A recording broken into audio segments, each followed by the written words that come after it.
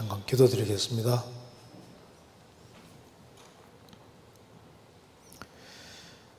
저희를 사랑하시는 하나님 아버지, 감사합니다.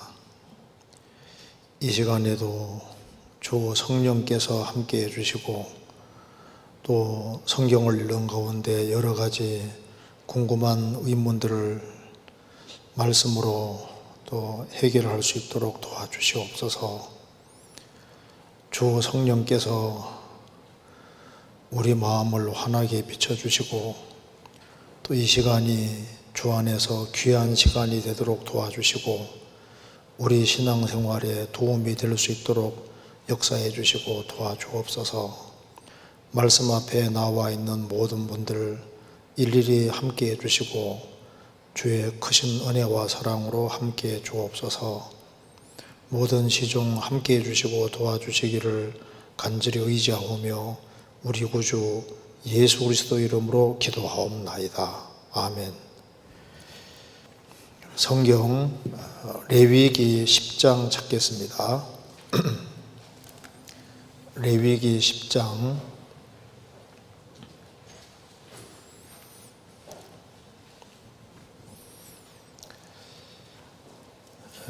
1절입니다.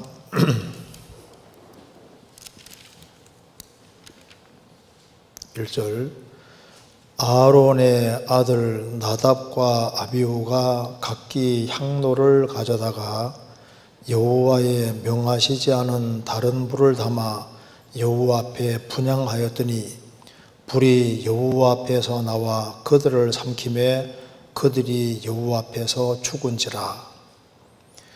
모세가 아론에게 이르되 이는 여호와의 말씀이라 이르시기를 나는 나를 가까이 하는 자 중에 내가 거룩하다 함을 얻겠고 온 백성 앞에 내가 내 영광을 얻으리라 하셨느니라. 아론이 잠잠하니 모세가 아론의 아잡이 우시엘의 아들 미사엘과 엘사반을 불러 그들에게 이르되 나와 너희 형제들을 성소 앞에서 진 밖으로 메어가라 하매 그들이 나와 모세의 명대로 그들을 옷 입은 채 진 밖으로 메어내니 그뒤에 모세가 아론과 그 아들 엘리야설과 이다말에게 이르되 너희는 머리를 풀거나 옷을 찢지 말아서 너희 죽음을 면하고 여호와의 진노가 온 회중에게 미침을 명케하라. 오직 너희 형제 이스라엘 온 족속이 여호와의 치신 불로 인하여 슬퍼할 것이니라. 여호와의 관주가 너희에게 있은즉 너희는 회막문에 나가지 말아서 죽음을 면할지니라. 그들이 여호와의 명대로 하니라. 그리고 넘어가서 16절 모세가 속죄제 드린 염소를 찾은 적 이미 불살한지라. 그가 아론의 남은 아들 엘르아살과 이다말에게 노하여 가로되 이 속죄제의 생은 지극히 거룩하거늘 너희가 어찌하여 거룩한 곳에서 먹지 아니하였느뇨. 이는 너희로 회중의 죄를 담당하여 그들을 위하여 여호와 앞에 속하게 하려고 너희에게 주신 것이니라. 그 피를 성소에 들여오지 아니하였으니 그 제육은 너희가 나의 명한 대로 거룩한 곳에서 먹어서 할 것이니라. 아론이 모세에게 이르되 오늘 그들이 그 속죄제와 번제를 여호와께 드렸어도 이런 일이 내게 임하였거늘 오늘 내가 속죄 제육을 먹었다면 여호와께서 어찌 선히 여기셨으리요. 모세가 그 말을 듣고 좋게 여겼더라. 거기까지입니다. 오늘 질문이 7가지가 나와 있는데 아주 간단하게 좀 생각을 해보도록 하겠습니다. 첫 번째 질문부터 제가 읽어보겠습니다. 레위기 10장 19절이 이해가 잘 안 됩니다. 방금 읽은 겁니다. 19절 제가 다시 한번 읽어보겠습니다.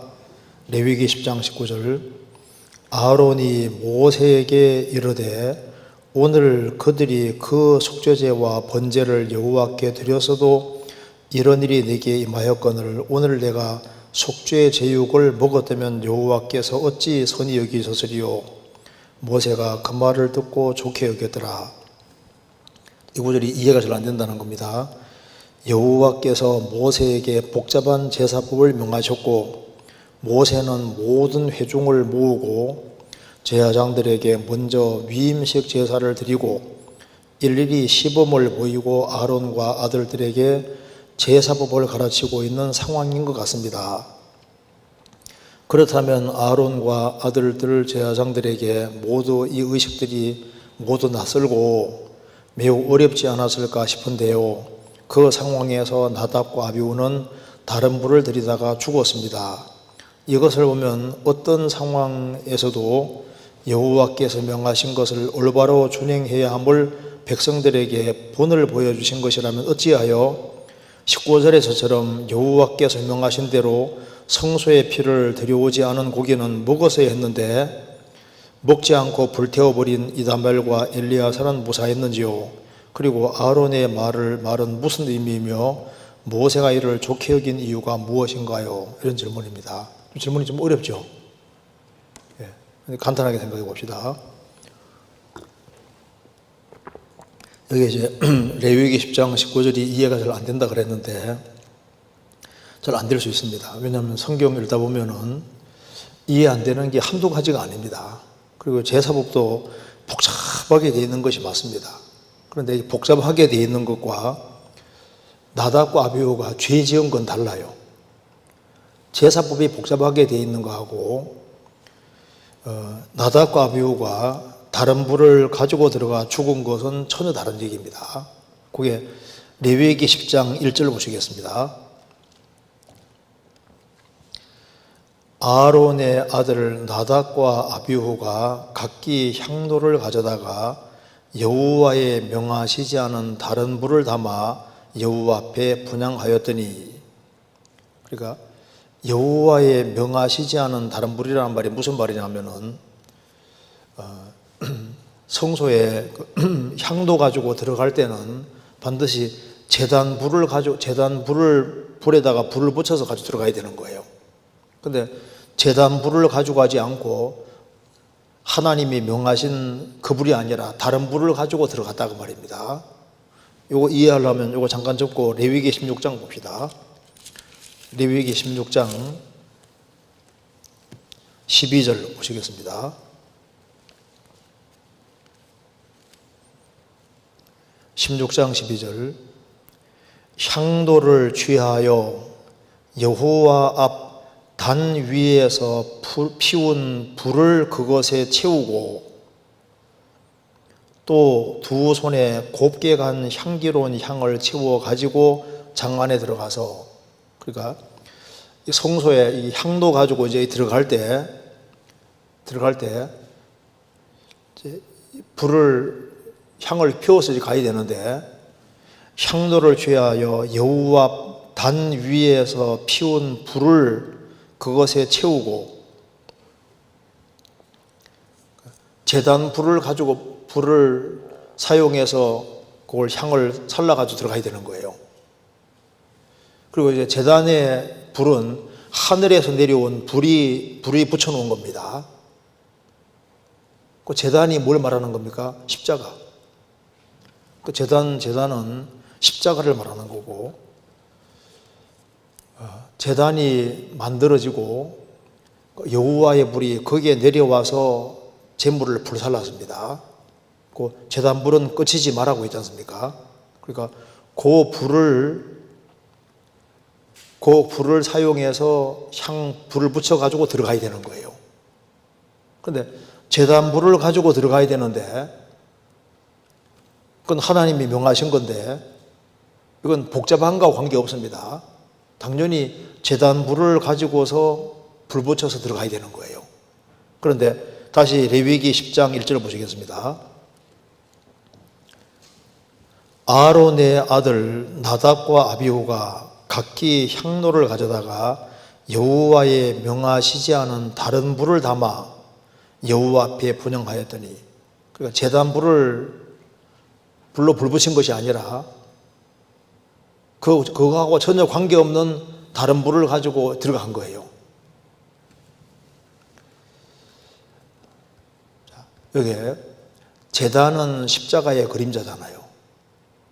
향을 사라는 것은 기도하는 그림자인데 하나님 앞에서 향을 들고 가서 불살라서 이제 이렇게 하는 것이 향 살라 오르는 것이 이게 기도하는 그림자입니다.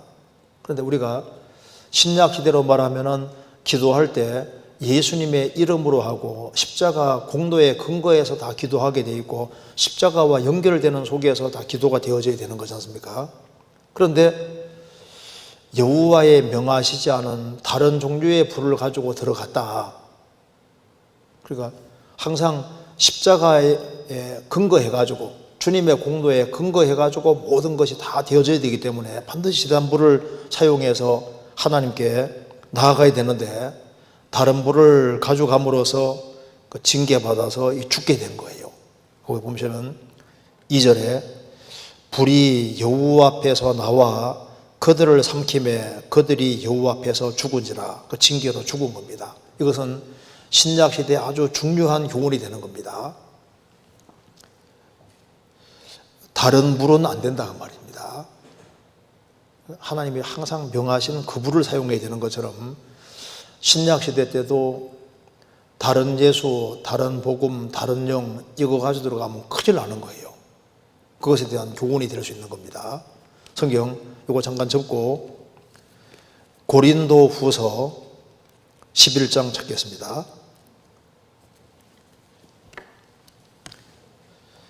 11장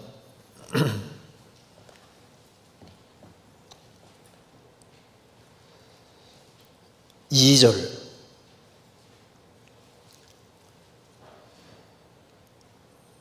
내가 하나님의 열심으로 너희를 위하여 열심을 내노니 내가 너희를 정결한 처녀로 한 남편인 그리스도께 드리려고 중매하며로다.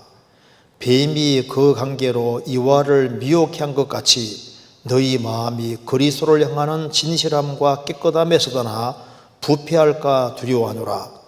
만일 누가 가서 우리의 전파하지 아니한 다른 예수를 전파하거나 혹 너희의 받지 아니한 다른 영을 받게 하거나 혹 너희의 받지 아니한 다른 복음을 받게 할 때에는 너희가 잘 용납하는구나. 예수님은 신랑이고 구원받은 사람은 정결한 처녀입니다. 바울 사도는 중매정이라고 했습니다. 그래서 내가 너희를 정결한 처녀로 한 남편인 그리스도께 드리려고 중매한다고 하면서 뱀이 그 관계로 하와를 미혹해서 넘어뜨린 것처럼 너희 마음이 그리스도를 향하는 진실함과 깨끗함에 서나 부패할까 두려워하노라.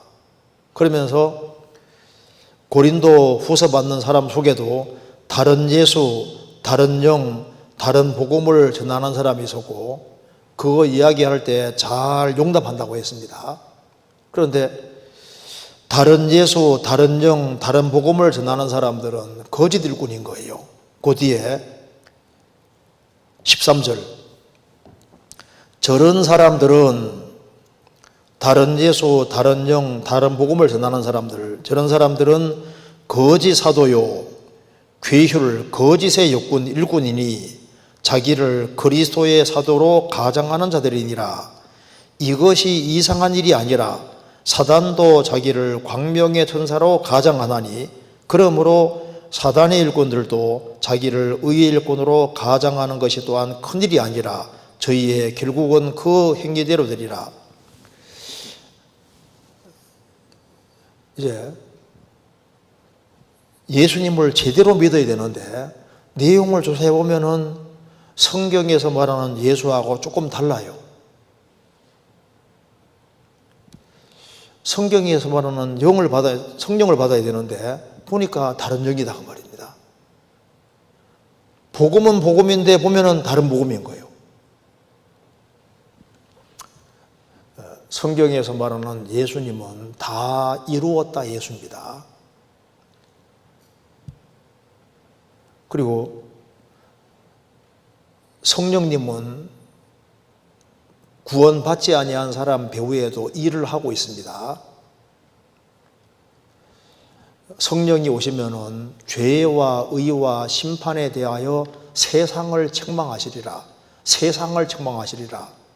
구원받지 아니한 사람 배후에도 성령께서는 일을 하고 계시는데 성령이 속에 들어올 때는 속죄 받을 때만 들어오십니다. 죄 사함을 얻으라. 그리하면 성령을 선물로 받으리니. 죄를 사함 받은 사람 속에 성령이 속에 들어오시는 거예요. 들어오시는 것은 속죄 통해서 들어오시는 겁니다. 내 죄를 속하여 주신 주, 내 속에 들어와 계시네. 그러니까 속죄 받을 때 들어오시는 성령이 진짜 성령이잖아요. 그리고 성령이 들어오시면은 그리스도를 중심으로 해서 생을 살도록 만들고 그리스도와 운명과 고락을 함께 만들고 그리스도를 더 알고 그리스도를 더 따르게 만들어 가십니다. 그런데 영을 받았다고 하는데 속죄 받은 적도 없고 그 엉뚱한 거예요. 영은 영인데 다른 영이다 그 말입니다. 복음은 복음인데 다른 복음도 있는 거예요. 예수님이 구약 성경대로 세상에 오셔서 십자가 죽어서 피를 흘림으로 우리 죄값을 영원히 치르셨고 예수님이 부활하심으로 우리를 의롭다고 하신 것이 복음인데 그 복음 외에 다른 복음 전하면 저주받는다고 했습니다.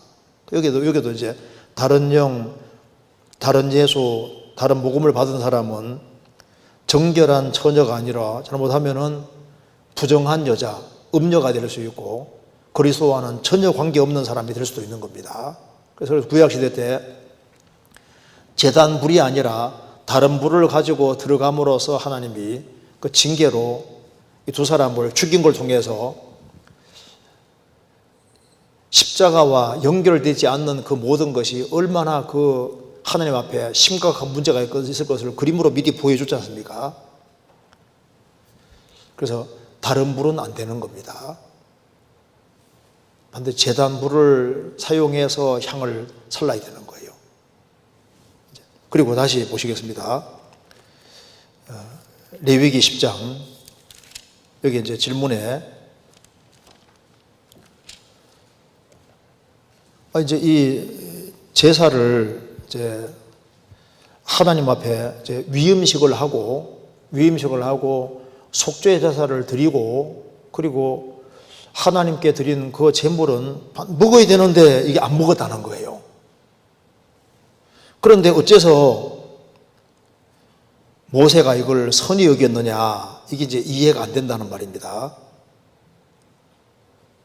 하나님 말씀대로 안 했음에도 불구하고 왜 19절에서 여호와께서 어찌 선히 여기셨으리요 하니까 모세가 그 말을 듣고 좋게 여겼더라. 모세가 막 열을 받아가지고 왜 이 속죄 제육을 먹어야 되는데 안 먹었느냐 이렇게 얘기를 하니까 이제 아론이 19절에 이렇게 말했습니다. 아론이 모세에게 이르되 오늘 그들이 그 속죄제와 번제를 여호와께 드렸어도 이런 일이 내게 임하였거늘. 그러니까 두 아들이 죽은 것을 자기가 잘못한 것으로 똑같이 받아들이고 있습니다. 오늘 내가 속죄제육을 먹었다면 여호와께서 어찌 선히 여기셨으리요. 이게 도대체 무슨 말일까? 왜 이렇게 말했을까 하는 질문입니다. 이유는 아주 간단해요. 속죄제가 종류가 두 가지라는 걸 알지 않습니까? 그러니까 실제 죄를 사하기 위한 제사로 드리는 속죄제는 먹지 못하고 다 무조건 불태워야 됩니다. 그런데 지금은 위임식 속죄제이기 때문에 지금 무슨 큰 죄를 지어서 하는 제사가 아니라 위임식으로서 속죄제 제사를 드리기 때문에 이것은 제물을 먹어야 되는 거예요. 먹어야 되는데 안 먹었다고 말입니다. 근데 왜 아론이 안 먹었을까? 이거 백성들의 실제 죄를, 이미 죄를 범한 이스라엘 백성들의 죄를 사하기 위한 제사로서의 속죄제는 먹으면 안 됩니다. 무조건 다 불태워야 되거든요. 근데 이것은 위임식 숙제제로 드린 거니까 이거 먹어야 되는데 안 먹었으니까 분명히 아론이 잘못했잖아요. 왜 아론이 안 먹었을까? 자식 둘이 죽었기 때문에 열받아 가지고 안 먹었느냐? 화가 나서 안 먹었느냐? 너무 슬퍼서 안 먹었느냐? 그게 아니라 여기에 지금 내용은 뭐냐면은 자식 두 명이 죽었을 때 이게 위임식 속죄제로 드렸지만은 이것이 위임식 속죄제라고 볼 수 없다 그 말입니다. 이게 죄를 지어서 하나님 앞에서 징계로 죽은 거니까 이건 위임식 속죄제 형식이라보다는 죄를 실제로 사하는, 그러니까 이제 실제로 둘이 죄를 지었으니까 자신이 대제사장이니까 자신이 죄 지은 것과 같은 상황에 처해 있다 그 말입니다. 그러니 죄를 지은 거나 마찬가지인 상태인데 위임 속죄제는 죄를 사하는 문제가 아니니까 먹어야 되는데 이미 죄를 지은 거와 마찬가지 상황으로 되어 있는 상황인데 내가 이걸 먹었다면은 대제사장으로서 책임이 있는데 이걸 먹었다면은 하나님이 기뻐했을 것이냐? 이건 죄를 지어서 죄 사하는 제사로서 불태워 드리는 것이 마땅한 것처럼 이게 위임식 제사를 드렸지만은 이거는 위임식 제사라기보다는 이미 죄를 지은 상태나 마찬가지고 죄를 지었고 자신도 대제사장으로서 책임 있고 죄를 지은 상황이나 마찬가지이기 때문에 이것은 오히려 태우는 것을 하나님이 더 기뻐했을 것이다. 그래서 우리 아들 둘이 죄를 지었지만은 대제사장으로서 내가 죄 지은 것과 똑같은 상황이 돼 있으니까 죄가 있는 상태로서 죄를 사하는 것은 무조건 불태워야 되거든요.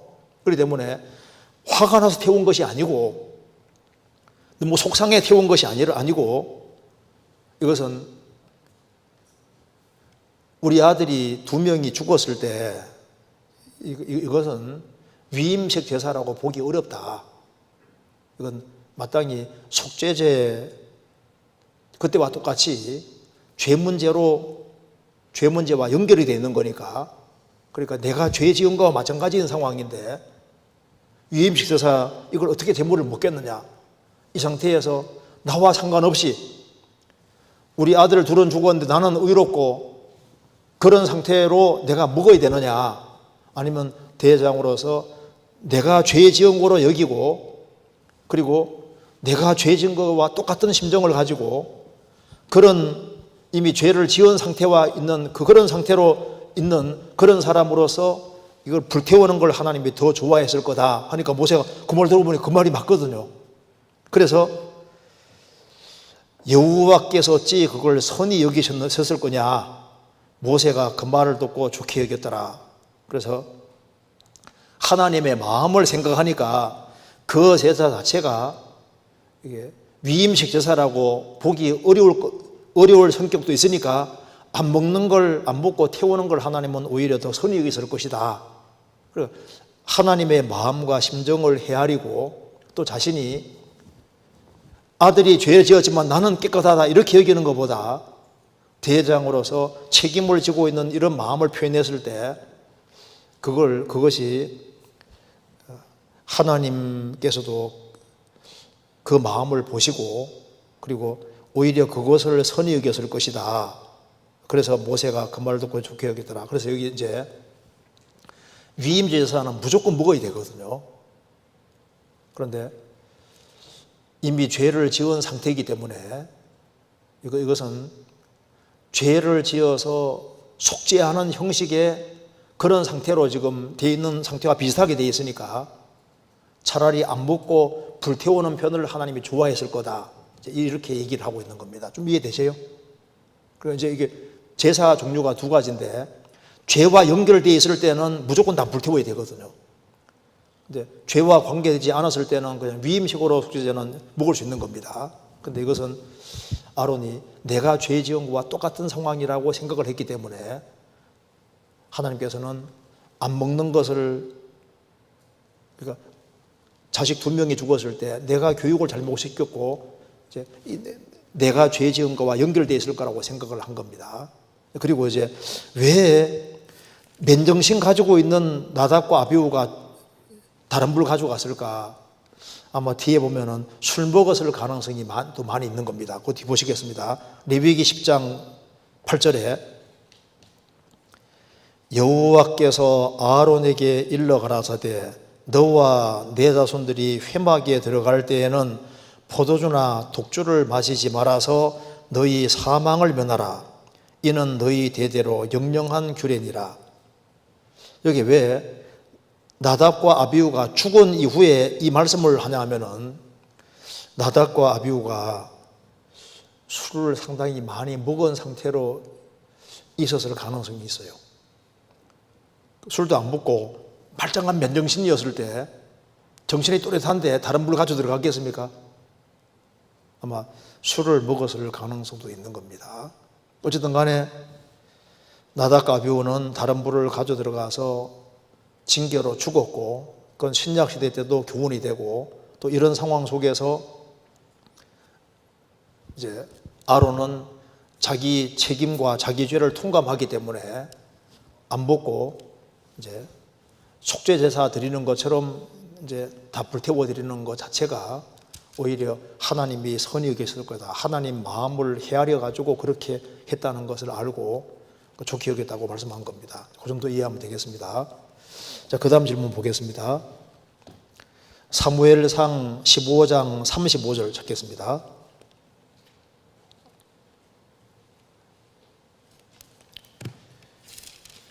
(15장 35절) 제가 읽겠습니다. 사무엘이 죽는 날까지 사울을 다시 가서 보지 아니하였으니 이는 그가 사울을 위하여 슬퍼함이었고 여호와께서는 사울로 이스라엘 왕 삼으신 것을 후회하셨더라.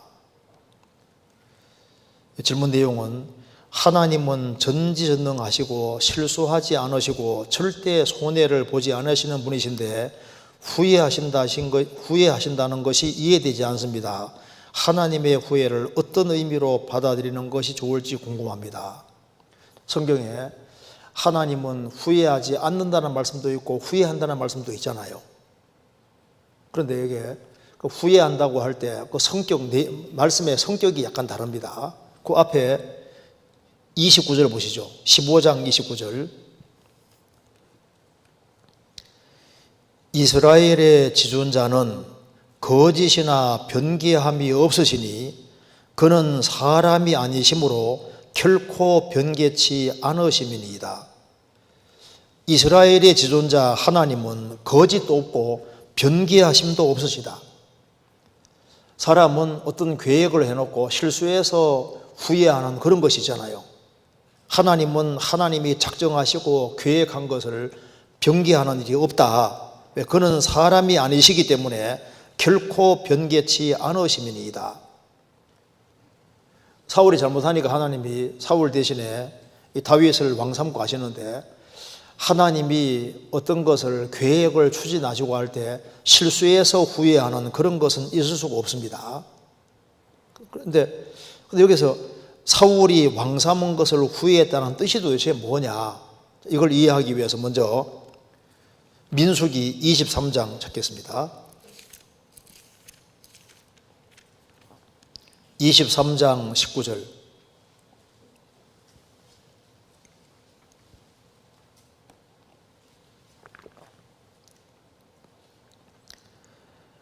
하나님은 인생이 아니시니 시건치 않으시고 인자가 아니시니 후회가 없으시도다. 어찌 그 말씀하신 바를 행치 않으시며 하신 말씀을 실행치 않으시랴. 하나님은 사람이 아니시기 때문에 시건치 않으신다. 자기 한 말을 실수해서 되물리는 그런 것이 없다 그 말입니다. 인자가 아니시니 사람의 아들이 아니시니 후회가 없으시도다. 어찌 그 말씀하신 바를 행치 않으시며 하신 말씀을 실행치 않으시랴.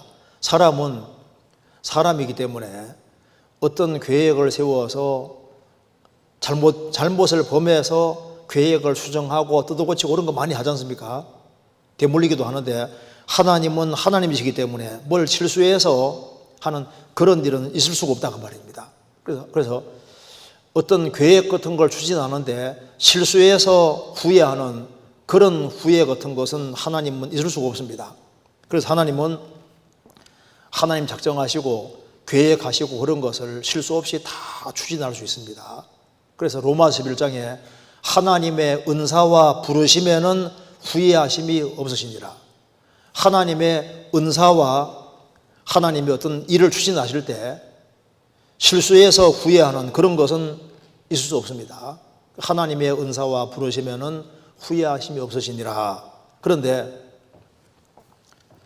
여기 사울이 왕 삼은 것을 후회했다 그 말은 사울이 그렇게 할 줄 몰랐다 그런 말이 아니고 하나님이 후회했다는 말이 부모가 봤을 때 자식이 잘못하면요 굉장히 슬퍼하고 탄식하잖아요.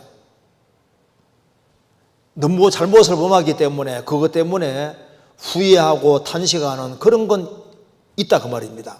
그러니까 이것은 하나님이 마치 부모가 자식이 잘못하는 것을 보고서 슬퍼하고 탄식한다는 의미에서는 후회가 있는 겁니다. 노아 홍수기에 하나님이 사람 지으셨음을 한탄하셨다. 창세기 9장에 나와 있습니다.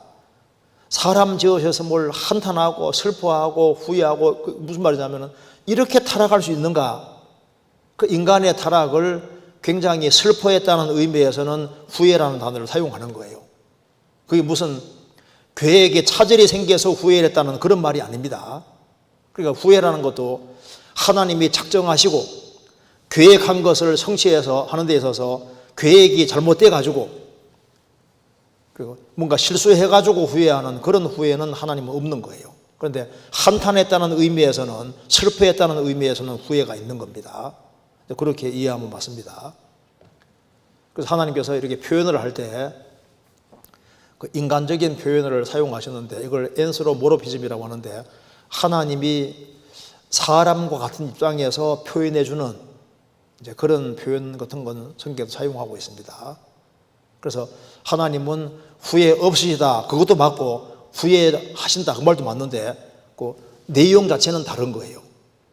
사람은 어떤 것을 계획했는데 실수해가지고 후회하는 경우 있잖아요.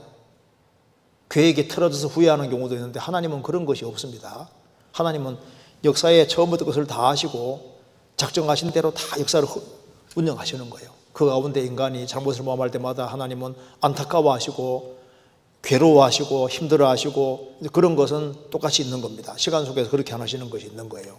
이것은 인간을 얼마나 사랑하는지 얼마나 인간이 잘 되기 바라는지를 그대로 표현하는 아주 중요한 내용이라고 할 수 있습니다. 그렇게 이해하면 되겠습니다. 그 다음에 질문 보겠습니다. 구원받으면 말씀을 분별하는 귀가 생긴다고 합니다. 다른 교회의 말씀을 들으면 아멘이 안 돼서 다시 우리 교회로 돌아온다고 수요 말씀 중에도 많이 들었습니다. 그렇지만 제가 전도했던 분은 구원을 받았어도 실제로는 말씀을 잘 분간하지 못하고 기존에 다니던 모임으로 돌아가 버리는 경우를 많이 봤습니다. 정말 솔직히 말하면 구원받게 인도하는 것보다 구원받고 나서 올바른 교회를 분별시키고 교제에 붙이는 게 더 어렵다고 느껴집니다. 정말 구원을 받자마자 본능적인 분별력이 생기는 것인지 아니면 배워서 분별력이 생기는 것인지 궁금합니다. 그거 참 좋은 질문이잖아요. 좀 생각을 해봅시다. 구원을 받으면 말씀을 분별하는 귀가 생긴다고 합니다. 어때요? 구원받으니까 말씀을 분별하는 귀가 생깁니까 안 생깁니까? 생기잖아요. 욥기 34장 3절에 입이 식물의 맛을 변별한 같이 귀가 말을 분별하나니, 그러니까 이 입이 식물의 맛을 분별합니다. 아, 이거 짠맛이네, 쓴맛이네, 단맛이네 분별하잖아요. 그것처럼 귀도 말을 분별한다. 맞습니다. 요한복음 10장에서 예수님이 내 양은 내 음성을 들으며 주님의 음성을 분명히 듣거든요. 양의 특징이 귀가 밝은 것이 특징인 거예요. 그래서 여기에 구원받으면 말씀을 분별하는 귀가 생긴다고 합니다. 생기죠. 그게 안 생길 수가 없어요. 성경 요한복음 10장 찾겠습니다.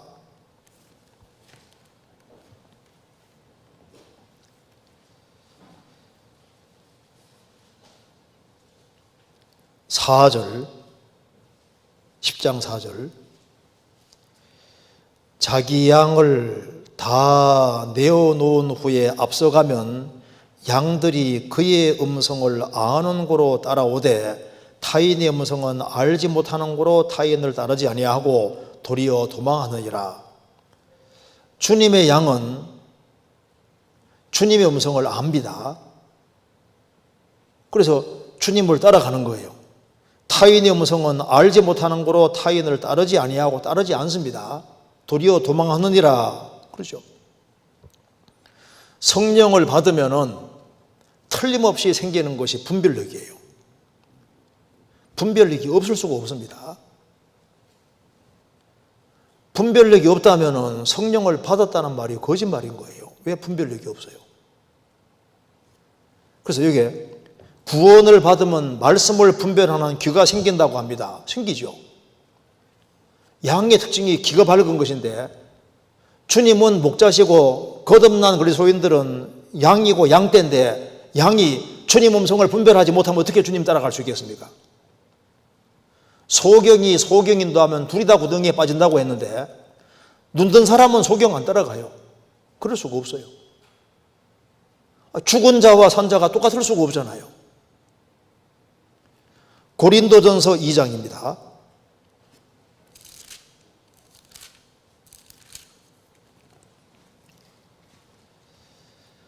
2장 11절.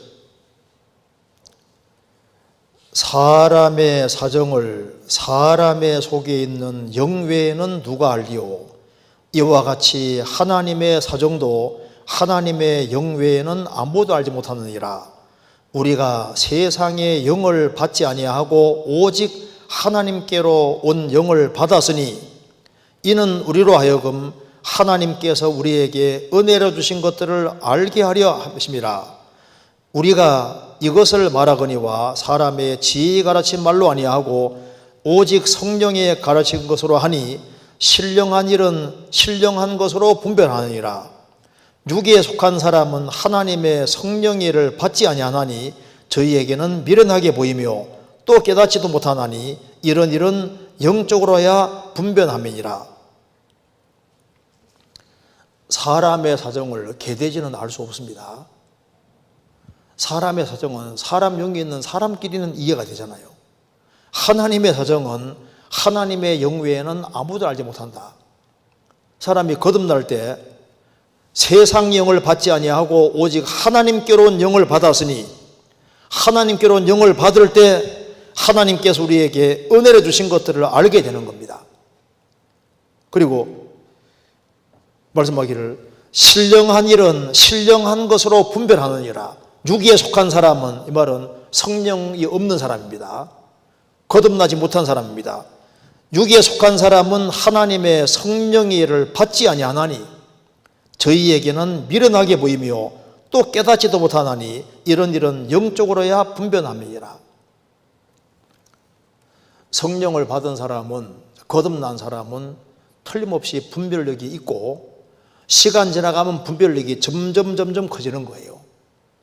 그래서 어두운 데서 빛이 비치리라 하시던 그 하나님께서 예수 그리스도의 얼굴에 있는 하나님 영광을 아는 빛을 우리 마음에 비치셨느니라. 어둠이 있을 때는 분간이 안 가잖아요. 빛이 딱 주어지면은 빛으로 말미암아 분간이 딱 하게 되어 있습니다. 그래서 창세기 1장에 태초에 하나님이 천지를 창조하시니라. 땅이 혼돈하고 공허하며 흑암이 깊음 위에 있고 하나님의 신은 수면에 운행하시니라. 하나님이 가라사대 빛이 있으라 하시며 빛이 있었고 그 빛이 하나님 보시기에 좋았더라. 하나님이 가라사대 빛이 있으라 하시니까 빛이 딱 비치니까 빛과 어둠으로 나눠지지 않습니까? 그러니까 빛이 들어오니까 빛과 어둠으로 탁 구분되는 거예요. 둘째 날 되니까 궁창 위의 물과 궁창 아래 물로 갈라지고, 셋째 날 되니까 바다에서 육지가 나눠지고, 그 다음에는 식물이 생기고 동물이 쫙 생겼지 않습니까? 그러니까 날이 갈수록 분별이 점점 커졌던 겁니다. 그잖아요. 나사로가 죽었습니다. 예수님께서 돌문을 열었습니다. 나사로가 무덤에 있은 지 나흘입니다. 나사로야 나오너라. 나오는데 얼굴은 수건에 쌓여 있고 몸은 배로 동이채로 있습니다. 예수님께서 풀어놓아 다니게 하라. 그래서 산 사람들 속에 있으면서 이제 얼굴은 수건에 가려 있어서 보이게 보였는데 약간 흐리게 보였는데, 공동체 안에서 산 사람들 속에서 풀리니까 이제 수건으로 싹 걷어지니까 훨씬 더 아주 정밀하게 잘 보이잖아요. 손과 발이 자유롭게 바뀌었습니다. 그러니까 구원받고 난 다음에 시간 지나면서 점점 분별력이 더 커지는 것이 정상이고 당연히 그렇게 돼야 되는 겁니다. 그래서 여기 질문 내용 속에 구원받으면 말씀을 분별하는 귀가 생긴다고 합니다. 당연히 생기죠. 그리고 귀가 점점 더 밝아지게 되어 있습니다. 아, 이거 이상한데, 이거 아닌데, 그거 왜 몰라요? 그거는 배워서 되는 게 아니라 일단 구원받은 사람은 기본적으로 다 있도록 되어 있다니까요. 그래서 여기에 이제 다른 교회의 말씀을 들으면 아멘이 안 돼서 다시 우리 교회로 돌아온다고 수요 말씀 중에 많이 들었습니다. 그러니까 거듭나지 아니한 사람이 거듭나지 아니한 사람이 설교하면 아, 저건 아닌데 알 수 있어요, 없어요? 금방 알 수 있죠. 그런데 다른 교회의 말씀이라고 해서 무조건 안 들리는 게 아니라 맞는 얘기하면 아멘이 되잖아요. 모든 게 아멘 안 되는 게 아니지 않습니까? 구원받은 사람은 골라 먹는 힘이 있다니까요. 이건 맞는데 아닌데 그거 기본적으로 알 수 있는 힘이 있습니다. 그게 없을 수가 없어요. 그래서 이제 내가 어떤 다른 교회에 있었는데 거기에서 거듭나지 못하고 있다가 어느 날 말씀을 듣고 거듭나면요, 이거 아닌데 분별할 수 있는 힘이 생기죠. 거듭나면은 말씀 들을 때 아, 저분은 맞는 얘기 한다, 저건 아닌데, 이게 맞는데 아닌데 그걸 알 수 있는 기본적으로 힘이 생기는 것이 맞습니다. 그다음 보시오. 그렇지만 제가 전도했던 분은 구원을 받았어도 실제로 말씀을 잘 분간 못하고 기존에 다니던 모임으로 돌아가 버리는 경우를 많이 봤습니다. 근데 구원을 받았어도 이게 이제 다른 사람 구원을 보증하지 마세요. 쉽게.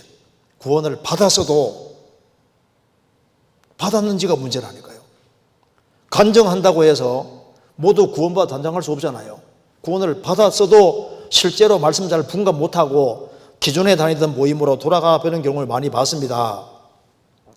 구원받았다고 간증해서 모두 구원받아 할 수 없잖아요. 구원을 받으면은 받았는지 안 받았는지는 간증 통해서 어느 정도 알 수 있지만은 좀 더 시간이 지나 봐야 됩니다. 왜냐하면 바울 사도도 거짓 형제 중에 위험을 당했다고 말씀했잖아요. 바울 사도조차도 신약 성경 14권을 기록한 사람인데 이 형제는 정말 구원받은 형제라고 생각을 했는데 나중에 보니까 가짜였던 거예요. 성경 찾아봅시다. 고린도 후서 11장.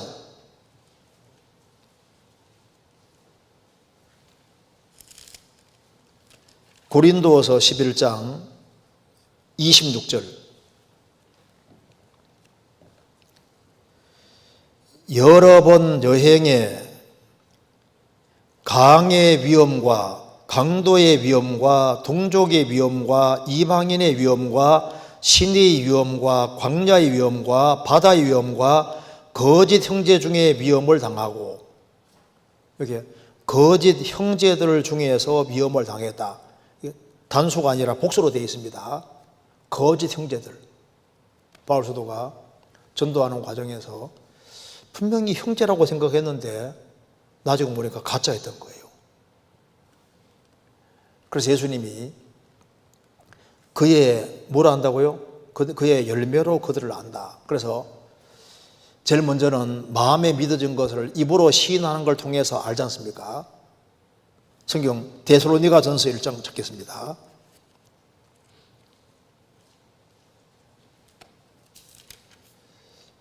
(1장 4절)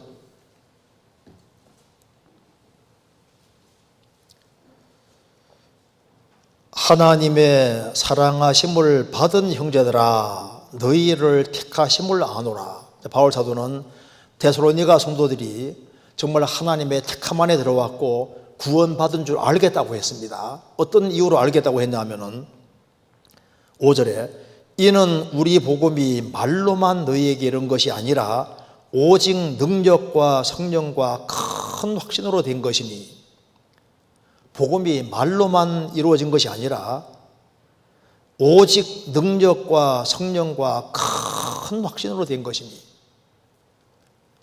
성령의 도우심으로 복음이 확실히 믿어지면 큰 확신이 생기잖아요.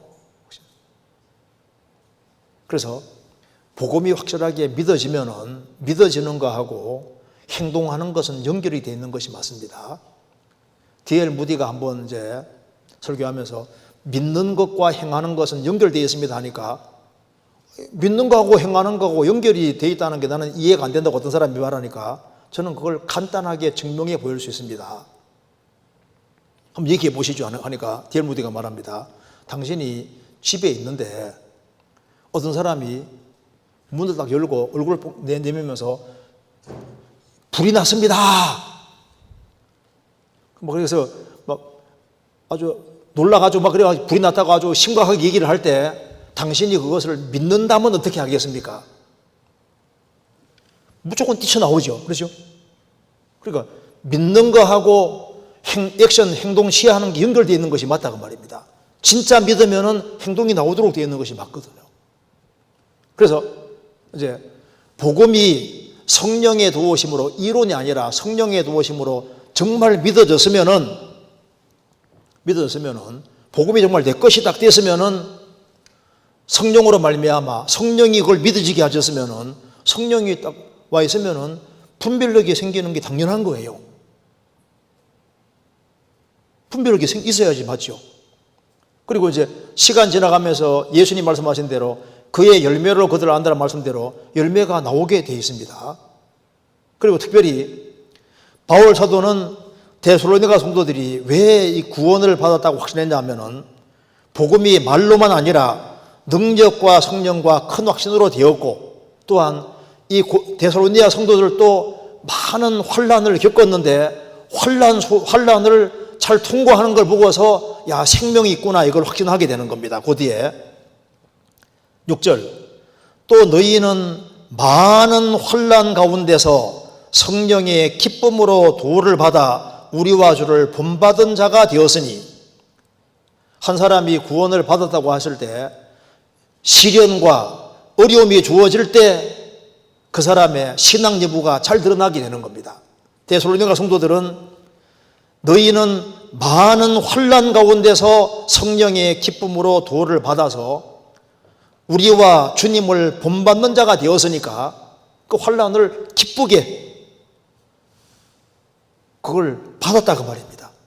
그뿐 아니라 그 뒤에 9절 저희가 우리에게 대하여 스스로 고하기를 우리가 어떻게 너희 가운데 들어간 것과 너희가 어떻게 우상을 버리고 하나님께로 돌아와서 사시고 참되신 하나님을 섬기며, 데살로니가 성도들은 구원을 받고 영혼의 확신이 있고 환난 속에서도 기쁨으로 그 도를 받아서 사도들과 주님을 본받고, 그리고 우상을 숭배했던 그들이 우상을 완전히 버리고 하나님께로 돌아와서 살아계신 하나님을 실제로 생활 속에서 섬기고, 또 10절에 또 죽은 자들 가운데서 다시 살리신 그의 아들이 하늘로부터 강림하심을 기다린다고 말하니 이는 장래 노하심에서 우리를 건지시는 예수니라.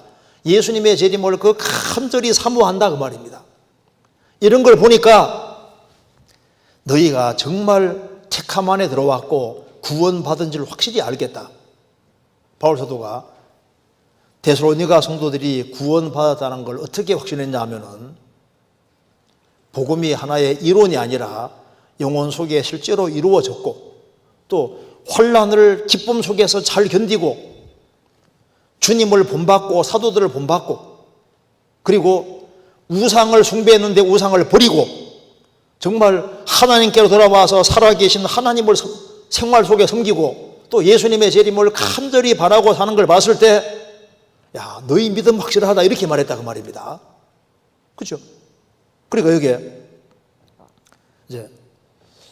여기 그렇지만 제가 전도했던 분은 구원을 받아서도 실제로 말씀을 잘 분간 못하고 기존에 다니던 모임으로 돌아가 버리는 경우를 많이 봤습니다. 자, 기존 모임으로 돌아가서 그거로 끝이면 이상한 겁니다. 깨우쳤으면은 우리 교회가 싫더라도 복음을 깨우쳤으면은 깨우친 사람은 그 기존에 그 모임에 갔으면은 가만히 있습니까? 복음을 깨우쳤으면은요, 그걸 복음을 전해서 깨닫게 해주려고 노력을 하게 되기 때문에 왕따도 시키고 이상에 듣다는 소리도 듣고 그런 거 가르치지 마라 이렇게 제재도 받고 뭔가 일이 생겨야지 맞는 거잖아요. 그곳에서도 복음을 전하려고 하고 그런 행동들이 나와야 되는 것이 맞는 겁니다. 그런데 거듭나기 전과 후가 동일한 상태로 그냥 끝나버리면은 생명이 심겨졌다는 것이 아니고 잠깐 기뻐했는데 그거로 끝난 거니까 실제로 구원을 안 받을 가능성이 훨씬 더 많은 거예요. 성경 마가복음 4장 찾겠습니다.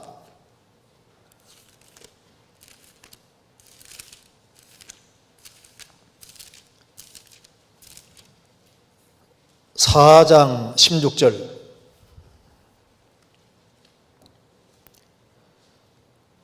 또 이와 같이 돌밭에 뿌리웠다는 것은 이들이니 곧 말씀을 들을 때 즉시 기쁨으로 받으나 그 속에 뿌리가 없어 잠깐 견디다가 말씀을 인하여 혼란이나 핍박이 일어나는 때는 곧 넘어지는 자요. 즉시 기쁨으로는 받았는데 어려움이 주어지니까 맨 똑같게 바뀌었습니다. 구원, 그런 건 구원된 것이 아닙니다. 성경 누가복음 8장 찾겠습니다. 8장 13절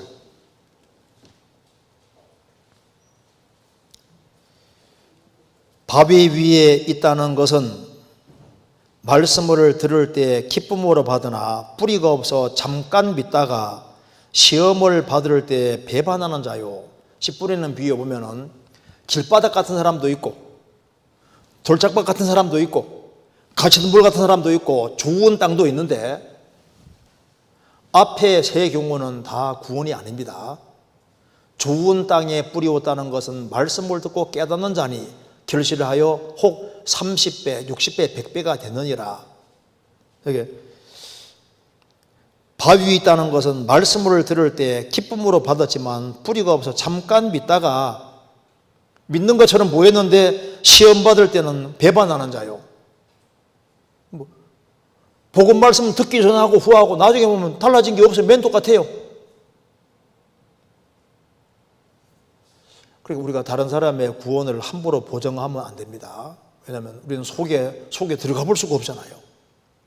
여기 말씀했습니다. 그리고 정말 솔직히 말하면 구원받게 인도하는 것보다 구원받고 나서 올바른 교회를 분별시키고 교제에 붙이는 게 더 어렵다고 느껴집니다. 둘 다 어려워요, 둘 다.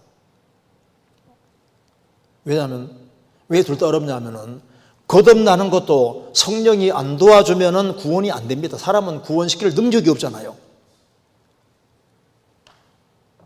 죄와 허물로 죽었던 영혼을 살리는 건데, 구원의 키는 하나님이 가지고 계시니까 하나님이 안 도와주면 중생 구원이 안 이루어지잖아요.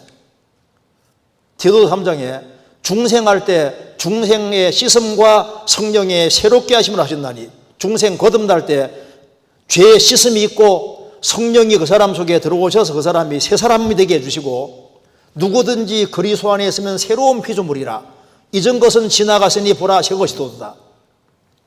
새로운 피조물이 되는데, 새로 탄생이 벌어졌는데, 새로 탄생이 생겼으면은 당연히 분별력을 가지게 되죠. 요한복음 9장에 날 때부터 소경된 사람이 있었습니다. 그 사람이 예수님의 도움으로 당장 눈 뜨니까 유대 종교가들이 얘기를 하니까 이상하다. 내 눈 떠준 분이 하나님께로 왔다는 건 당연한 것인데 왜 그걸 못 알아차리느냐? 오히려 유대 종교가들을 가르쳤습니다. 구원받게 인도하는 것이 그것도 안 쉬운 거예요. 그리고 구원을 받은 사람이 구원을 확실히 받고 나면은 거듭난 게 확실하면은 이게 확실하기 때문에 가만히 있습니까? 내가 거듭나지 아니한 사람들 속에 있으면요, 이걸 전해주려고 막 하기 때문에 문제들이 생기고 이게 아닌데 나중에 헤매다가도 거듭난 사람은 거듭난 사람들이 모이는 무리에 연결돼야만 내가 있을 곳에 있다는 걸 알 수 있다니까요. 시편 1편에 보면은 복 있는 사람은 악인의 꾀를 좇지 아니하며 죄인의 길에 서지 아니하며 오만한 자의 자리에 앉지 아니하고 오직 여호와의 율법을 즐거워하여 그 율법을 죄하로 묵상하는 자로다. 저는 시냇가에 신문나무가 시절을 쫓아 과실을 맺으며 그 잎사귀가 마르지 아니함 같으니 그 행사가 다 형통하리로다. 저는 시냇가에 심기워진 나무입니다. 복 있는 사람은 단수잖아요. 악인, 죄인, 오만한 자도 복수로 되어 있습니다. 구원 안 받은 사람은 많지만은 복 있는 사람, 의인은 구원받은 사람 너무 적은 거예요. 그런데 저는 의인은 시냇가에 심기워진 나무라고 했습니다. 그 시냇가가 그 히브리어에는 어떻게 되냐면 시내가 영어로는 리버즈 복수로 되어 있습니다. 시내들이거든요. 강들이거든요. 그러니까 인공으로 만들어진 그러니까 동산에 인공으로 동산을 만들어 놓고 거기에다가 여러 시냇물, 강물을 끌어들여서 계획적으로 인공수로 같은 걸 만들어서 계획적으로 조성해 놓은 거기에다가 있는이 아니라 심겨진 나무라고.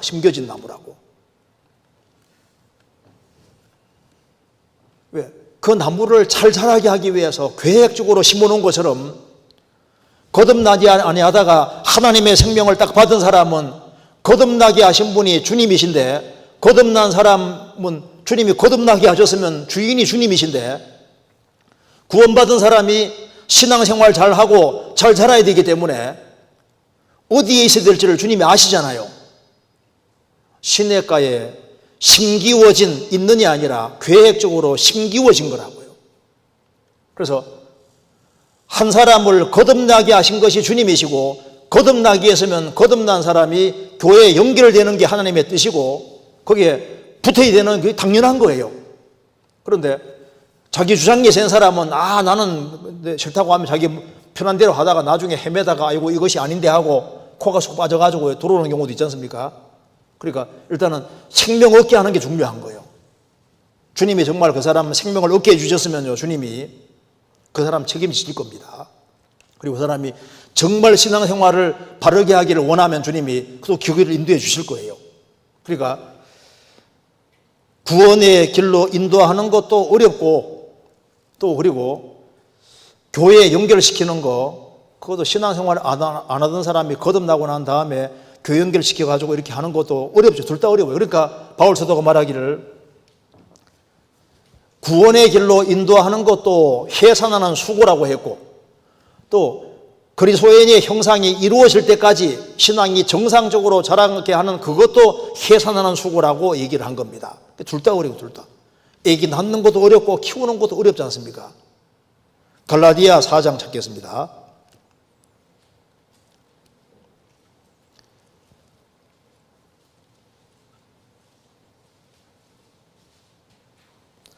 (4장) 19절.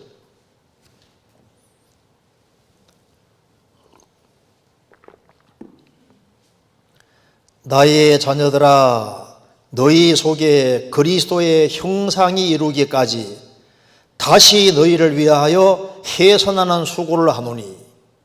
왜 여기 다시란 말이 나와 있냐면 갈라디아 성도들이 거듭나도록 돕기 위해서 해산하는 수고를 한번 했고 너희 속에 그리스도의 형상이 이루기까지 다시 너희를 위하여 해산하는 수고를 한다. 요즘은 세상 유혹이 너무너무 심하기 때문에 주님 품으로 인도해서 거듭나도록 돕는 것도 이거 힘든 거고 또 거듭난 사람이 또 신앙생활을 잘하기 위해 붙잡아 주는 것도 또 너무 힘든 거예요. 두 가지 다 힘듭니다. 그래도 우리 시대에 비슷비슷한 가르침들이 너무 많기 때문에 또 좋은 소리는 다 하는 시대이기 때문에 이제 조금만 정신이 안 차리면요 분별력이 흐려지는 일도 많습니다.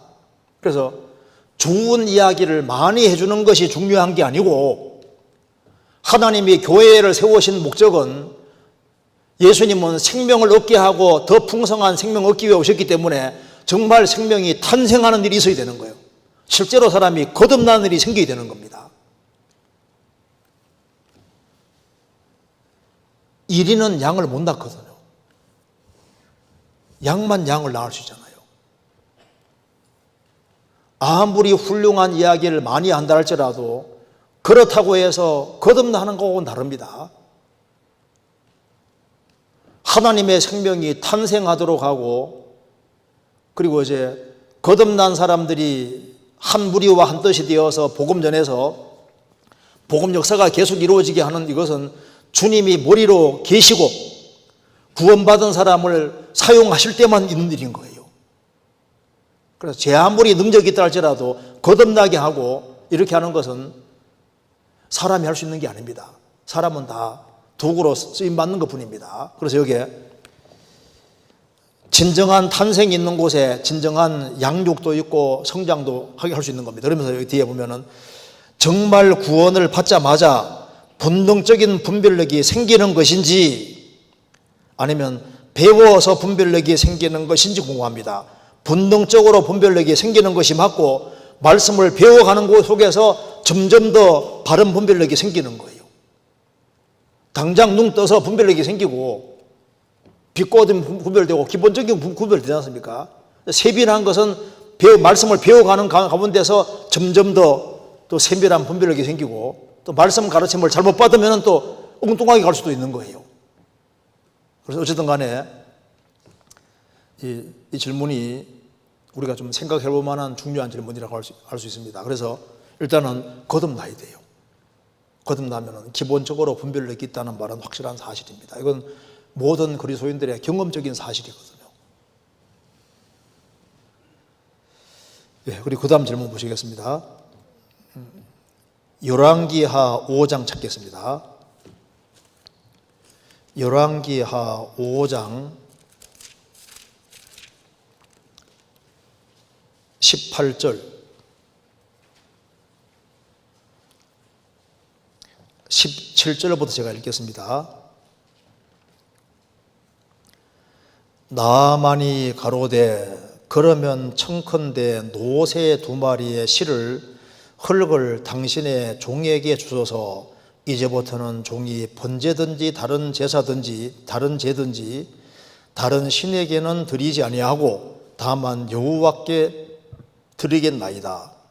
오직 한 가지 일이 있사오니 여호와께서 당신의 종을 사유하시기를 원하나이다. 곧 내 주인께서 림본의 당에 들어가 거기에서 숭배하며 내 손을 의지하심에 내가 림본의 당에서 몸을 굽히오니 내가 림본의 당에서 몸을 굽힐 때 여호와께서 이 일에 대하여 당신의 종을 사유하시기를 원하나이다. 엘리에서 가로되 너는 평안히 가라. 저가 엘리에서를 떠나 조금 진행하니라. 질문에서 나아만이 림본의 당에 들어갈 수밖에 없는 상황인 것에 대하여 하나님께서 이해를 해 주신 것인가요? 예를 들면 그리스도인이 제사 자리에 가서 절은하지 않되 함께 그 자리에 참석은 하는 것 같은 의미로 받아들이면 될까요? 아니면 단호하게 군대 장관의 자리를 내려놓고서라도 단호한 신앙의 자세를 유지했어야만 했던 것인가요? 이거 참 좋은 질문이잖아요. 생각해 볼 만한 좋은 질문입니다. 이제 나아만은 요단강에 7번 들어갔다 나오므로 문두병이 깨끗하게 나와버렸어요. 그걸 뭘 알았냐면, 여호와만 참 하나님이구나 하는 걸 알았습니다. 그래서 17절에 말한 대로 이제 나는 다른 신에게 제사 드리지 않고 여호와에게 하나님께만 제사 드리겠고 하나님만 섬기겠습니다. 이렇게 말하는 겁니다. 그런데 이제 찝찝한 게 하나 있는 거예요. 내가 이제 아람에 가서 아람 왕이 이제 림몬의 당, 이제 우상의 단에서 이제 우상을 섬기는 우상의 단에 들어가서 내 손을 의지하기 때문에 내가 림몬 당에서 이제 왕은 우상 숭배하기 위해서 몸을 굽히는데 자기도 이제 이렇게 왕이 몸을 굽히니까 자기도 이렇게 조금 굽히게 되잖아요. 자기는 하나님을 섬기는데 이거 아니라는 걸 알면서도 고개를 숙이게 되니까 찝찝하다 그 말입니다. 그래서 뭐라 했냐면은 오직 한 가지 일이 있사오니 여호와께서 당신의 종을 사유하시기를 원하나이다. 용서해 주기 원합니다. 그 말이잖아요. 왜냐하면 양심에 끓이 끼기 때문에 이 말을 하고 있는 겁니다. 그러니까 이게 고개를 본의 아니지만은 왕이 고개를 숙일 때 왕을 부추게 되니까 같이 고개를 숙이게 되니까 분명히 다른 사람도 똑같이 나아만은 똑같이 림몬 당에서 우상 숭배한다고 이길 수밖에 없잖아요. 볼 때 자기 속은 아닐지라도. 그러니까 이제 이게 마음에 끓이끼는 거예요. 끓이끼지 않으면은 사유하시기를 원하되 이 말 할 수 없잖아요. 그러니까 나아만은 이것이 끓이낀다는 걸 알고 있습니다. 그런데 내 마음은 그것이 아니니까 하나님이 이건 내가 잘못인 줄 아는데 이걸 용서해 주시기 바란다. 이렇게 그걸 18절에서 계속 얘기를 하고 있습니다. 그런데 질문 내용은 이걸 군대 장관들이 탕 내려놓고서 단호하게 목이 날아가더라도 이제는 나는 그렇게 안 하고 이렇게 하는 것이 더 좋은 것이 아니겠느냐. 물론 그렇게 할 수도 있죠. 그런데 여기서 하나 좀 생각해 볼 것이 이것에 대해서 하나님이 어떻게 생각하셨을까. 근데 먼저 아셔야 될 것은 이 나아만이 이스라엘 사람이 아니고 이방인이잖아요. 이방인인데 이제 비로소 여호와가 참 하나님인 것을 알게 되었습니다. 그리고 이제 이 부분에 대해서 하나님이 용서해 주기를 원하신다. 이렇게 말을 했는데 그 뒤에 19절에 보면은 엘리사가 가로되 너는 평안히 가라. 엘리사가 평안히 가라. 왜 이 말을 했을까요? 이거 보면은 나아만이 그러면 이제 잘 생각해 봅시다. 나아만이 가서 이제 아람으로 가서 어떻게 했을까? 자신이 이제 왕을 의지해서 이렇게 고개를 숙일 때 계속 찔렸을 겁니다. 그렇지 않습니까? 그래서 이걸 어떻게 하든 간에 벗어난 것이 맞을 겁니다. 그래서 누가복음 4장에 보면은 하나님께서 이 나아만 장군을 예를 딱 들어서 얘기를 하고 있거든요. 그가 끝까지 신앙생활을 주님을 향한 신앙을 확실하게 가지고 있었던 것이 맞을 겁니다. 그러니까 주님이 칭찬하는 사람 중에 나아만을 딱 들고 있거든요. 한번 잠깐 찾아봅시다. 누가복음 4장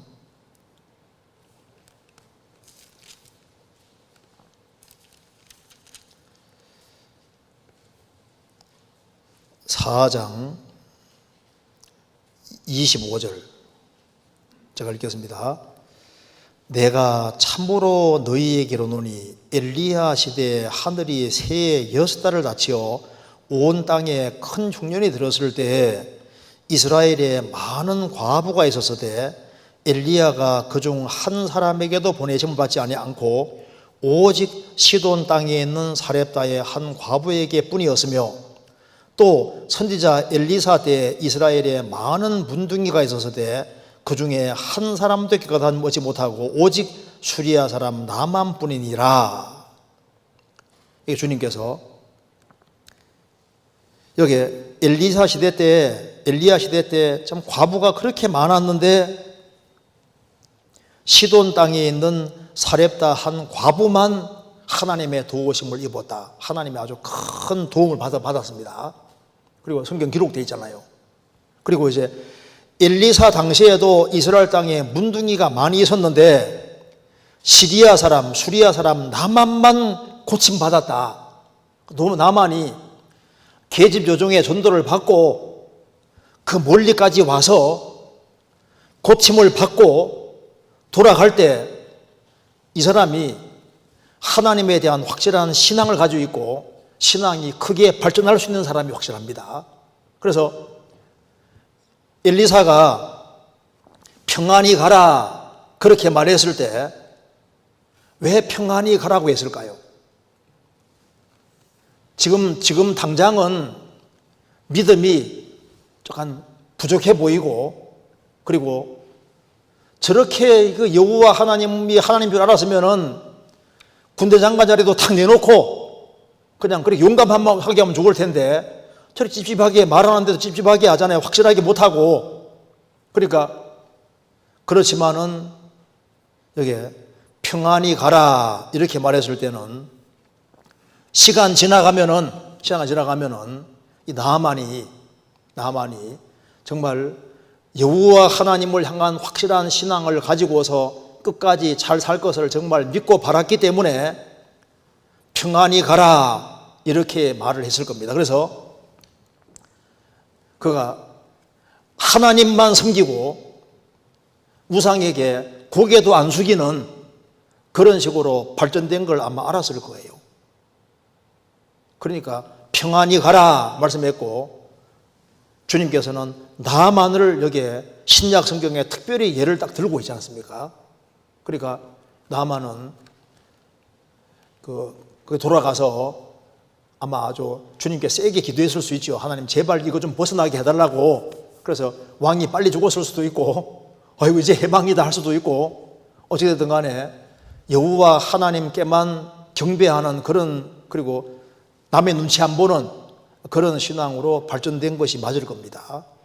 그래서 아마 엘리사는 나중에 그렇게 할 것조차 믿었는지 정확히는 알 수 없지만은 괜히 평안히 가라 이렇게 말할 리는 없잖아요. 그거 나중에는 정말 여호와 하나님만 섬길 것을 믿고 또 기도하고 또 그렇게 될 것을 정말 신뢰하고 바랐기 때문에 평안히 가라 그렇게 말을 했을 것이고 그리고 하나님께서도 예수님께서도 이렇게 말씀하신 걸 봐서는 그가 나중에 좀 더 온전하고 굳건한 신앙을 가진 것으로 보입니다. 그래서 한 사람이 처음에 신앙 가지고 부족한 모습을 보인다 해가지고 에이거 그 믿음이 시원찮네 하면서 막 함부로 판단하고 그럴 것이 아니라 조금 기다려주는 것도 필요할 수 있습니다. 그가 생명 있는 믿음을 가졌다면은 확실하게 행동을 하고 그리고 이제 주님 길을 따라서 확실하게 살으리라고 생각을 합니다. 그 다음 질문 보겠습니다. 삼손은 나실인으로서 시체를 가까이에서는 안 되는 사람이었는데 사자에게서 난 꿀을 먹는 모습을 보입니다. 이것이 합당한 행동인지요? 저는 합당치 않은 행동이라고 생각하는데 점 찍어놓고 설교에서 이 내용을 통해서 의인이 사탄과 싸워서 이긴 후 얻는 꿀 같은 기쁨을 누려야 한다는 교훈을 얻어야 한다고 하셨습니다. 교훈 받을 수 있다는 얘기입니다. 그런데 저는 그 말씀이 공감이 안 됐던 게 이 내용은 삼손의 잘못인데 왜 본받아야 할 내용으로 말씀하시는 건가라는 생각이 들었기 때문입니다. 이와 같이 저는 묵상할 때 성경의 전체적인 맥락에서 내용을 바라보고 교훈을 얻는 것이 중요하다고 생각하는데, 위와 같이 삼손의 불순종한 내용이 아름다운 성리의 내용으로 둔갑하는 이러한 묵상은 잘못된 묵상이 아닌가 생각이 듭니다. 말씀에 공감하지 못하는 제 모습이 합당치 않은 것 같기도 하여 갈등이 되면서 말입니다. 묵상을 할 때 말씀을 어떻게 분석하고 받아들이는 것이 합당한 묵상인지 묵상한 방법인지 알려주시면 감사하겠습니다. 좀 좋은 질문이죠, 이것도. 여기 이제 질문 내용대로 삼손이 나시린으로서 시체 가까이에서 안 되잖아요. 실제입니다. 그러니까 삼손은 일단 딥나로 내려가는 것부터 옳지 않은 거거든요. 딥나에 내려가서 이방 여자를 취해가지고 결혼도 하고 이제 자꾸 내리막길을 걷잖아요. 그리고 삼손은 나시린이니까 죽은 사체에 가까이 하면 안 되는데 가까이 했고, 거기서 이제 꿀을 취해 먹었고, 그리고 이제 부모님에게 줬지 않습니까? 그리고 또 새 나귀의 턱뼈 그거 가지고서 또 이렇게 천명을 죽였는데, 하는 족족 보면 잘못하는 게 너무 많잖아요. 삼손이 부족한 모습을 많이 보인 것이 맞습니다. 그러니까 삼손이 하나님 앞에 잘못하는 모습을 많이 보이고 있다는 것도 맞아요. 그런데 그것만 있는 것이 아니다, 그 말입니다. 잘 생각해 보세요.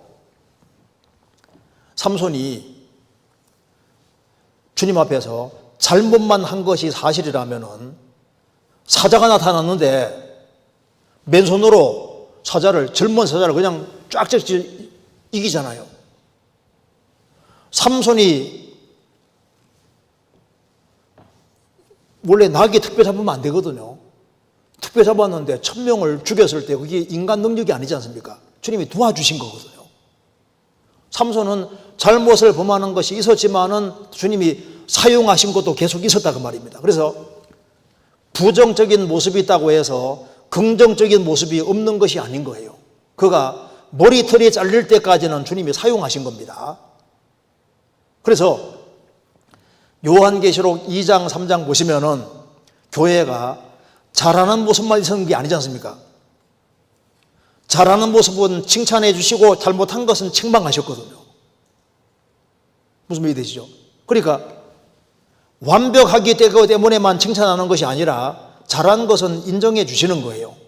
여기 삼손에게서는 잘못한 것으로도 교훈을 받을 수 있고 부족한 모습이 있지만은 그 중에서도 하나님이 역사해 주신 것이 있는데, 삼손이 사자를 이긴 것은 자기 힘이 아닙니다. 하나님이 도와주셨기 때문에 사자를 이긴 거예요. 그렇지 않습니까? 삼손이 나귀 턱뼈로 1000명을 죽였을 때 그게 삼손의 힘일 수가 없잖아요. 그가 부족한 모습을 많이 보였음에도 불구하고 하나님이 그를 사용해서 1000명을 죽이게 하셨고 대적을 이기게 하셨거든요. 그렇잖아요. 삼손이 머리털이 잘릴 때까지는 주님이 그를 사용하셨습니다. 그러니까 삼손에게는 부정적인 측면도 있는 동시에 긍정적인 측면도 많이 있는 거예요. 그러니까 교훈을 두 가지로 받아야지 맞는 거다, 그 말입니다. 그러니까 안 좋은, 이건 본받지 말아야 될 것으로도 교훈받을 수 있고, 또 주님 역사해 주신 것에 대해서는 좋은 면으로도 교훈받을 수가 있는 거예요. 무슨 말이 되시죠? 여기 사사기 16장 찾겠습니다.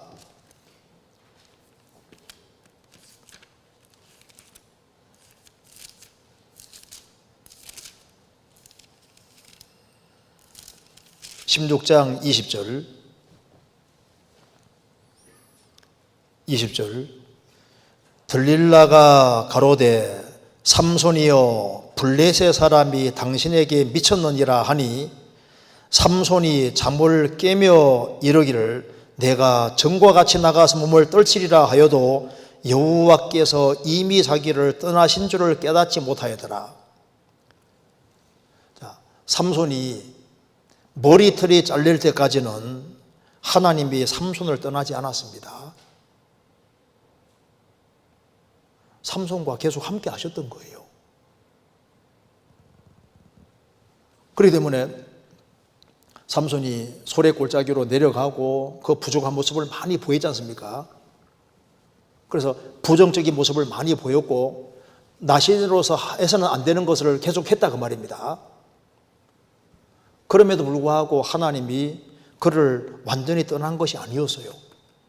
그러니까 사자를 만났을 때 하나님께서 삼손에게 힘을 주셔서 사자를 쫙 이기게 하신 거라고. 그리고 블레셋 군대가 쳐들어올 때 낙이 덮여가지고 1000명을 이겼는데 그게 왜냐하면 하나님이 함께 하셨기 때문에 그런 거라고. 함께 하고 있었는데 언제 하나님이 떠났냐 하면은 이게 들릴라가 주님보다 더 위로 올라간 거예요. 그래서 들릴라에게 자기 비밀을 실토하고 머리털이 잘리는데 이게 무슨 말입니까? 머리털이 잘린다는 것은 뭐냐 하면은 하나님보다 들릴라가 더 높아진 겁니다. 그래서 하나님이 딱 떠나신 거예요. 그래서 여호와께서 이미 자기를 떠나신 줄을 깨닫지 못하였더라.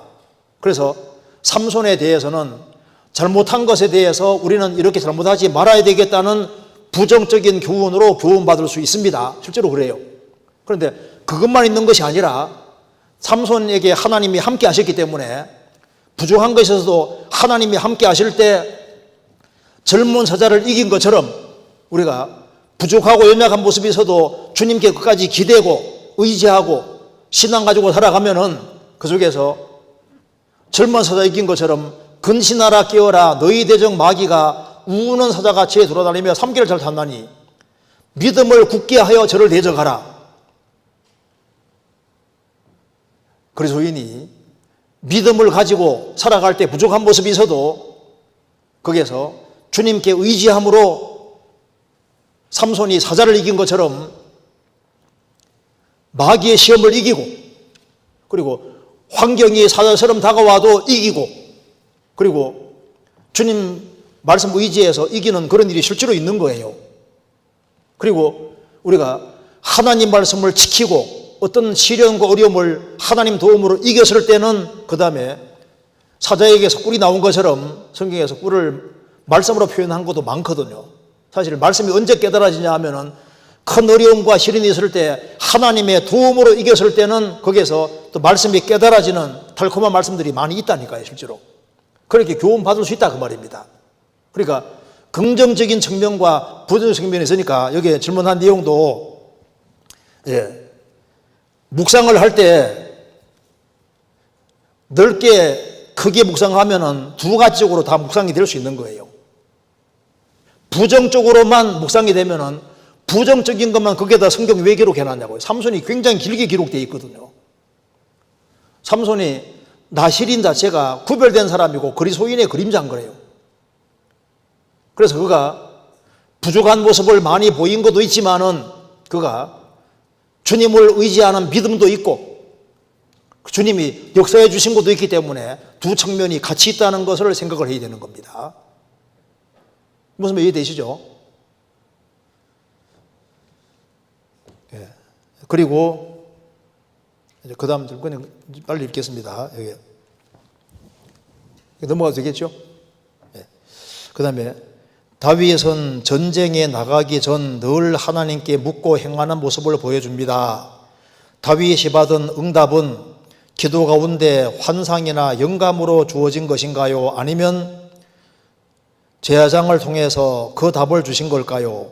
신앙생활을 하다 보면 때론 무엇인가를 결정해야 할 때가 있고 선택의 갈림길로 고심하게 될 때가 있고 기도와 말씀으로 그 답을 찾고자 하더라도 때론 막막할 때도 있습니다. 매사에 여호와께 묻는 다윗 그리고 구체적으로 응답하시는 하나님, 우리의 신앙생활 가운데 이 성경 구절이 이루어지기 위해 어떻게 하면 될까요? 이것도 좋은 질문이죠. 다윗은 전쟁에 나가기 전 늘 하나님께 묻고 행하는 모습을 보여줍니다. 이거 정말 맞지 않습니까? 사사기 1장에도 여호와께 묻자와 가로되 하나님께 묻고 행할 때는 좋았는데 자기 소견에 옳은 대로 행하였을 때는 사사시대에 아주 복잡해지고 문제가 많이 생겼습니다. 잠언 3장에도 너는 범사에 그를 인정하라. 그래서 주님께 인정하는 모습을 다윗은 보여주고 있습니다. 다윗이 받은 응답은 기도 가운데 환상이나 영감으로 주어진 것인가요? 아니면 제사장을 통해 그 답을 주신 건가요? 하나님이 직접 답을 주기도 하시고 우림과 둔림으로 하기도 하시고 제사장을 통해서도 하시고 여러 가지 방법으로 답을 주셨습니다. 신앙생활을 하다 보면 때론 무엇인가를 결정해야 할 때가 있고 선택의 갈림길로 고심하게 될 때도 있고 기도와 말씀으로 그 답을 찾고자 하더라도 때로는 막막할 때도 있습니다. 이건 이제 그리스도인들이 공통적으로 공감하는 사실입니다. 그런데 성경에서는 절대 원칙이 나와 있습니다. 왜냐하면 하나님은 옛날의 하나님하고 지금 하나님하고 똑같거든요. 그리고 하나님이 행하시는 원리도 다 동일하게 되어 있습니다. 하나님 변치 않으시니까 똑같습니다. 그래서 기본 원리는 똑같이 되어 있어요. 그래서 여호와를 경외하는 자 누구뇨? 그 택할 길을 저에게 가르치리로다. 시편 25편에 말씀한 대로 하나님을 경외하는 사람은 하나님이 택할 길을 알려주십니다. 그리고 그 옛날도 그렇고 지금도 마찬가지고 감당할 이상의 시험이 없고 피하게 주시는 것도 맞는 거예요. 그리고 여기에 매사에 여호와께 묻는 다윗, 그리고 구체적으로 응답하시는 하나님, 우리 시대에도 구체적으로 응답하는 것이 맞습니다. 그래서 응답이 없을 때 우리 신앙생활 속에서 시편 40편에 뭐라 했습니까? 기다리고 기다렸으니, 기다리고 더 기다리고 인내심 가지고 더 기다리면 주님이 참으로 기다리는 사람에게 답을 주셔요. 왜? 하나님 살아계시니까. 하나님을 기대하고 기다리는 사람은 하나님께서 적절한 시간대에 응답 주시는 것이 사실입니다. 이사야 30장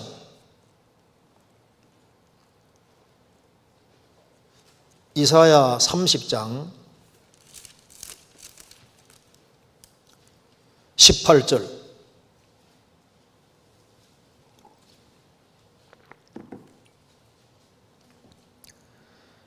그러나 여호와께서 기다리시나니 이는 너희에게 은혜를 베풀려 하시며 일어나시리니 이는 너희를 긍휼히 여기려 하심이라. 대저 여호와는 공의의 하나님이심이라. 무릇 그를 기다리는 자는 복이도다.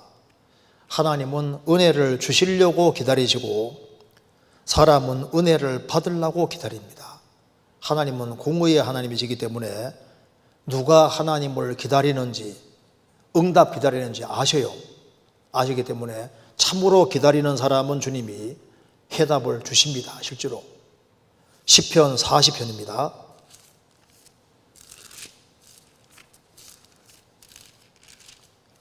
1절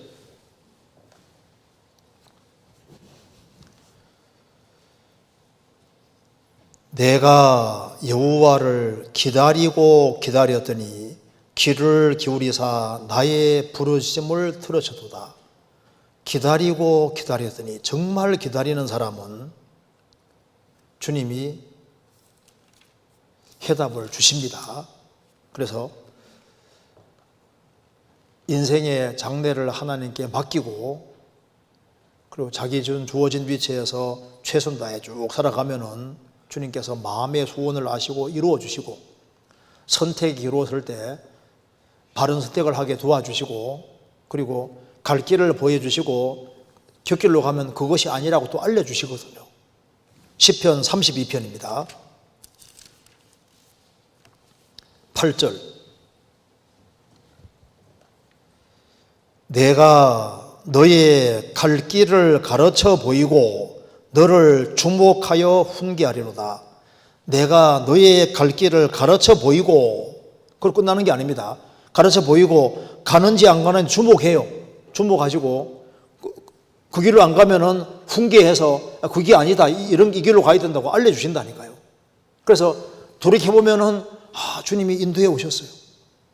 내 발걸음 걸음마다 주님이 인도해 주신 것을 알 수가 있는 겁니다. 그래서 서두르지 않는 사람은 답을 알 수 있고 참으로 해답을 구하는 사람은 주님이 간섭해 주시는 것이 있습니다. 우리가 구원받았다는 것은 하나님이 나를 굽어 살펴보시고 내게 간섭해 주셨으니까 구원받은 거잖아요. 구원받고 난 다음에도 주님이 간섭해 주십니다. 주님 멀리 계신 분이 아니에요. 그는 우리 각 사람에게서 멀리 떠나 계시지 아니하도다. 우리 숨소리보다 가까이 계십니다. 그리고 마지막 질문 간단하게 보겠습니다. 베냐민이란 뜻이 오른손의 아들인데 베냐민 지파 출신 중에는 왼손잡이들이 특별히 언급된 경우가 많은 것 같습니다. 사사기 3장 15절에 왼손잡이 에웃, 사사기 20장 16절에 베냐민 지파의 왼손잡이 물매꾼이 많았다는 언급 등 이런 아이러니가 갖는 성경 속 교훈이 있는지 궁금해서 질문드립니다. 근데 이거는 전혀 관계없는 얘기입니다. 이게 베냐민이 오른손의 아들이라 말하고 베냐민 지파 중에 왼손잡이들이 많았다 하는 거하고 완전히 관계가 없는 얘기예요. 왜냐하면 성경 찾아봅시다. 창세기 35장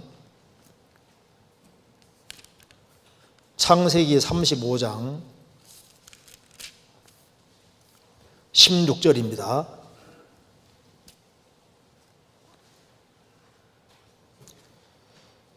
그들이 베델에서 발행하여 에브라스에 이르기까지 얼마 길을 격한 곳에서 라헬이 임산하여 심히 신고하더니 그가 난산할 즈음에 산파가 그에게 이르되 두려워 말라 지금 그대가 또 등남하느니라 하매 그가 죽기에 임하여 그 혼이 떠나려 할 때에 아들의 이름은 베논이라 불렀으나 그 아비가 그를 베냐민이라 불렀더라.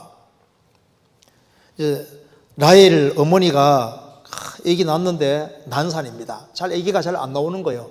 그래서 아주 오랫동안 아주 심하게 고생을 하는 겁니다. 그리고 고생하는 중에 아기 낳으면서 이제 죽는데 혼이 떠나려 할 때 아들 이름을 베논이라고 불렀다고 말입니다. 베논이는 슬픔의 아들이라고 불렀는데 아버지는 아들 이름을 베냐민이라고 불렀다. 베냐민은 오른손의 아들이라는 뜻입니다. 예수님도 슬픔의 아들인 동시에 오른손의 아들입니다. 예수님은 참 슬픔을 많이 겪으셨잖아요. 그런데 예수님은 오른손의 아들이었습니다. 그런데 여기 이제 어머니는 아들을 베논이 슬픔의 아들이라 불렀는데 아버지는 오른손의 아들이라 불렀다. 왜 오른손의 아들이라 불렀을까요? 여기에서 말하는 오른손의 아들이라는 것은 하나님이 왼손으로 붙들리라는 말 없잖아요. 성경에는 항상 하나님 손 하를 때는 항상 하나님 오른손입니다. 내가 의로운 오른손으로 너를 붙들리라. 그 오른손은 오른손은 의로운 편이고 하나님 편이고 정의의 편이에요. 그리고 여기에 어머니가 죽으면서 아들을 낳았기 때문에 이 아들이 오른손의 아들이 되기 원했다는 것은 하나님 손에 붙잡혀서 하나님 앞에 아주 귀하게 쓰임받는 그런 사람이 되기를 원했기 때문에 오른손의 아들이라 불렀다고 말입니다. 그러니까 손으로 말하는 왼손, 오른손 말하는 게 아니고 오른손의 아들이라는 것은 하나님께 쓰임받는 사람, 하나님의 의로운 오른손에 붙잡혀서 하나님 앞에 귀 앞에 쓰임받는 그런 사람이 되기를 원했기 때문에 오른손의 아들이라 되었지, 오른손잡이, 왼손잡이 그런 개념하고는 다르기 때문에 베냐민 지파 속에 왼손잡이가 많았다, 그거하고는 아이러니가 아니라 전혀 관계없는 서로 별개의 얘기를 지금 하고 있는 거다 그 말입니다. 이해되시죠? 그러니까 베냐민 지파에는 실제로 왼손을 사용해서 왼손잡이가 많았다는 거예요. 왼손으로 얼마나 물매도를 잘 돌렸는지 잘 맞추고 했지 않습니까? 그것은 실제로 오른손잡이, 왼손잡이 할 때 그 얘기를 하는 거고, 여기서 오른손의 아들이란 말은 그런 말이 아니라 오른손, 왼손 하는 오른손, 왼손이 아니고 하나님의 손에 붙잡혀서 하나님 앞에 귀하게 쓰임받는 사람이 되라고 그렇게 해서 오른손의 아들이라고 이름 붙이자, 베냐민이라고 붙였다 그 말입니다. 그러니까 능력 있는 아들이 되고 하나님께 귀하게 쓰임받는 아들이 되고 정말 세상에서 주님의 복음과 영광을 위해 살 수 있는 그런 아들이 되기를 원했기 때문에 오른손의 아들이라고 이름 붙였다 그런 의미입니다. 이해되시죠? 네. 여기 이렇게 해서 오늘 질문 7가지를 마쳤습니다. 같이 기도하시겠습니다. 은혜와 사랑이 충만하신 하나님 아버지, 많은 사람 중에서 저희들을 복음으로 불러주시고 주님의 십자가의 귀한 은혜를 깨닫게 해주시고 은혜와 사랑 가운데 살게 해주시는 것을 감사합니다. 저희들에게 바른 분별력을 주시고 하나님의 말씀을 붙잡고 말씀 가운데 살아가도록 더욱 역사해 주시고 도와주옵소서. 교회가 계획한 모든 일에 주님이 앞서 행해 주시고 주의 역사와 능력을 더욱 나타내 주옵소서. 우리 주변에 불쌍한 이뤄진 영혼들이 너무나도 많이 있습니다. 국내와 해외에 주의 귀한 복음이 더 널리 증거될 수 있도록 도와주시고 우리 모두를 귀하게 사용해 주옵소서. 우리 구주 예수 그리스도 이름으로 기도하옵나이다. 아멘.